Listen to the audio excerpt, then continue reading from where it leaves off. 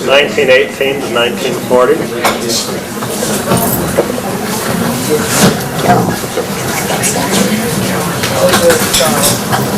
This is Caroline Ashford. I thought they were going to ask me some questions. We'll try that too. We'll be glad to try that too, Carolyn. Come right here. I'm so loud anyway. I don't know what I Mother, tell us what Sunday school was like when you were a child. Well, it was upstairs, if you're still up there. Miss Molly He taught Sunday school and regular school for 30 years at least, or maybe more. And the one thing, of course, that I remember, the way the little children, she taught all the children before they started school. We all sat there in a circle, and a little train was pulled around to put your offering in. So that was the one thing that everybody wanted to do, put the pennies in the trains. And then when we got older, Sunday school was right down in here. The minister had a little church service first, and then we each gathered in their own groups with their teacher, if they were fortunate enough to have one. We had one till we were teenagers. She got married in her later life, and we never could get another one. Nobody would teach it. I don't know whether that speaks good or bad. But they're talking about old church till 40. I was married in 33. New Bern was the poorest spot in the United States, I think. No money, nobody. I was wearing my mother's wedding dress. It had already aged, so we didn't own a white thing. So I said, there's no use spending any money on white on carpet, because this dress is already old. But I forgot the dress was lace. And when my father and I started down the aisle, I said, oh my God, my dress is coming off. The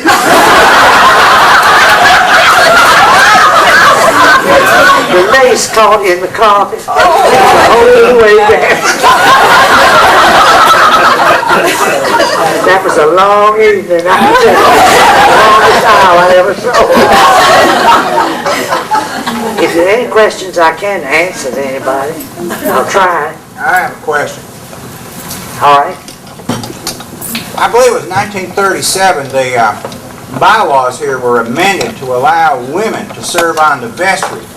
Now, is it true that, and that's also the year that Mr. Bishop, who had been the senior warden for about 40 years or something, Oh yeah, there's died. that. So I wonder, first of all, is it true that you were the first woman No, elected to I the think vestry? Mrs. Mary Louise Guyon was.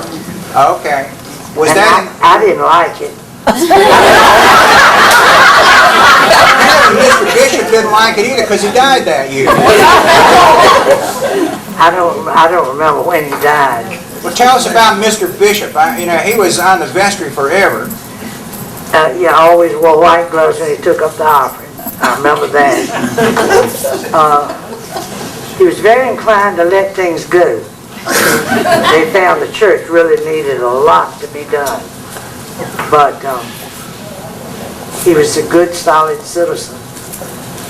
And he was responsible for the nice home for women Bishop has now, which everybody's very grateful to. Mother, was his wife not Presbyterian?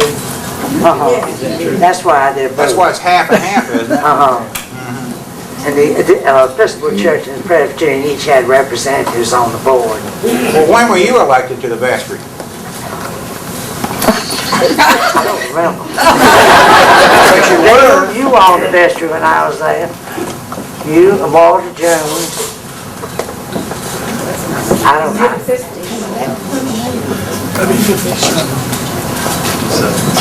Helen has a question. Miss Ashford, I remember you so well, of course, but I also remember your dear husband. Oh, don't. Well. Tell everyone, because a lot of people here would not have remembered Dr. Ashford. No, they wouldn't know him, Don. He's been gone a long Yeah, time. that's right, right. But he was a great fellow, wasn't he? Well, I can tell you one funny story with him. His good friend, Libby Ward, was Senior Ward. My husband was Junior Ward. Well, when, I don't think who was, I don't know who was preaching, minister at that time. But Libby Ward, he told Libby Ward that he had to take the minister's place if he was out of town. There was a sick person. He didn't like to go to the hospital. Libby Ward didn't want to go. And he scared him to death. So our phone rang early one Sunday morning. It was Libby Ward. He said, "John, can't wait to tell you, the church bell's down in the yard. It's falling out of the So he was getting him back. That's what it was. Anybody else? Mother, do you remember the planting of the Molly Heath tree at the churchyard corner? I remember that when it was put out. I don't remember when it was, though. And it was lighted each year for many years. wasn't Yeah, it? they put a Christmas tree out for it. And she taught half a year in the first grade for years and years and years. Also, she lived at Chapel Olive House. Any of you all know the historical thing. She was one of the women that lived there. How many people studied with Molly Heaton in first grade? Well, most of them. Not many, because there are not many people here. I even know. No?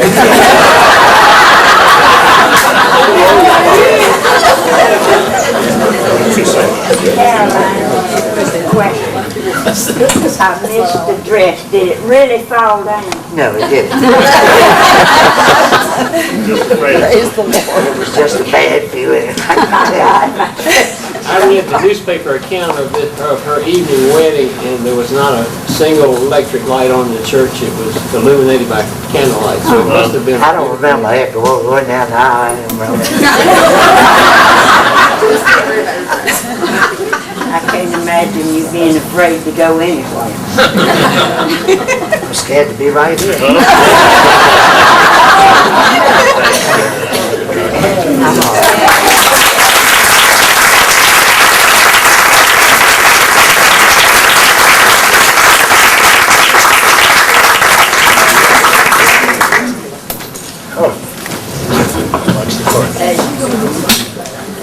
While Mrs. Ashford is up here, I remember many years ago, as I say, I came here in 1943, but always on Maundy Thursday was a big occasion in Christ Church. And all the families would sit together in one pew, if they could, right together.